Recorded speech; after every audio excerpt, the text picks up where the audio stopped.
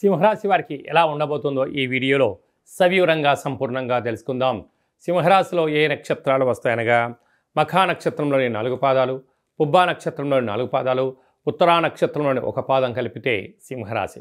చాలామందికి పుట్టినటువంటి కాల సమయంలో డేటా బర్తులు సక్రమంగా లేనటువంటి కారణం వలన పేరు యొక్క మొదటి అక్షరాన్ని అనుసరిస్తూ ఆ రాశిని తెలుసుకొని ప్రయత్నం చేద్దాం. మా, మీ, ము, మే, మో, టా, టీ, టు, టే అక్షరాల వారందరూ కూడా సింహరాశి జాతకులే. సింహరాశి యొక్క అధిపతి సూర్యభగవానుడు, 2వ స్థానంలో కేతువు, సప్తమంలో రాశాధిపతి శనితో కలిపి సంచారం చేయడం, అక్కడే బుధుడు సంచారం చేయడం వల్ల బుధాదిత్య రాజయోగంతో కూడుకున్నటువంటి సింహరాశి జాతకులు వీలైనంత వరకు ప్రేమకు దూరంగా ఉండండి. భార్యాభర్తల మధ్య అన్యోన్యత అవసరం. మితిమీరి మాట్లాడుకోవద్దు. ఆవేశానికి దూరంగా ఉండండి. అలాగే విదేశాలకు వెళ్ళాలని మీ కోరిక చాలా మంచిదే, కానీ ప్రస్తుత కాలమాన ప్రకారంగా ఇది అంత సరైన సమయం కాదు అని చెప్పి గమనించగలగాలి.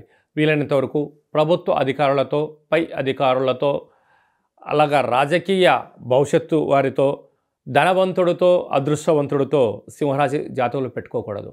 కారణం ఏమిటనగా అదృష్టం వారి చెంత ఉండడం వల్ల మీరు ఫలానా అంటే కూడా మీపైన నిందలు మోపే పరిస్థితి చాలా అధికంగా ఉంటుందని చెప్పి గమనించాలి.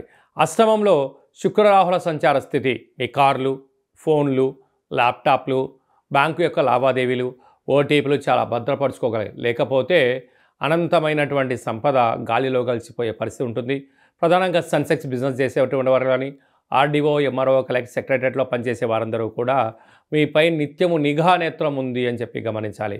అలాగా మితిమీరినటువంటి వాగుడు వాగారనుకోండి, అవి ఫోన్లలో, టీవీ ఛానళ్ళలో రికార్డింగ్ చేసుకొని మిమ్మల్ని బెదిరించే ప్రయత్నం జరగబోతుంది. కనుక వీలైనంత వరకు మౌనం, ధ్యానం, ఏకాగ్రత, దేవాలయ దర్శనం, ప్రశాంత వాతావరణం ఏర్పరచుకోగలగాలి.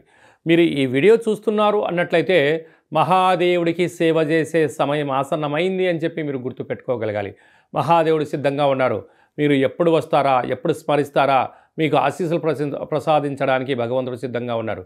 కనుక మహాశివరాత్రి సందర్భంగా గోధుమలతో కూడుకున్నటువంటి ధాన్యాభిషేకం చేయడం వలన సప్తమంలో ఉండబడినటువంటి త్రిగ్రహ కూటమి దోషం తొలగి ఆయురారోగ్యాలు కలిగి ఉన్నతమైన ధనపరమైనటువంటి ఐశ్వర్యము సింహరాశి వారి సొంతం కాబోతుందని చెప్పి గమనించాలి.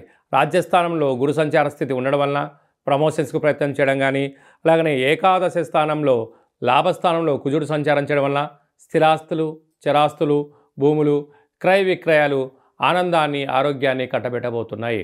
ప్రభుత్వ ఉద్యోగస్తులు, ప్రైవేట్ రంగంలో ఉండబడిన వారు, ఫైనాన్స్ వ్యాపారస్తులు, గోల్డ్ షాప్ నడిపించేటువంటి వారు, అలాగే మెడిటేటింగ్ బిజినెస్ చేసేటివారు, రియల్ ఎస్టేట్ బ్రోకర్స్కి ఇది చాలా మంచి కాలము అని చెప్పి గమనించాలి.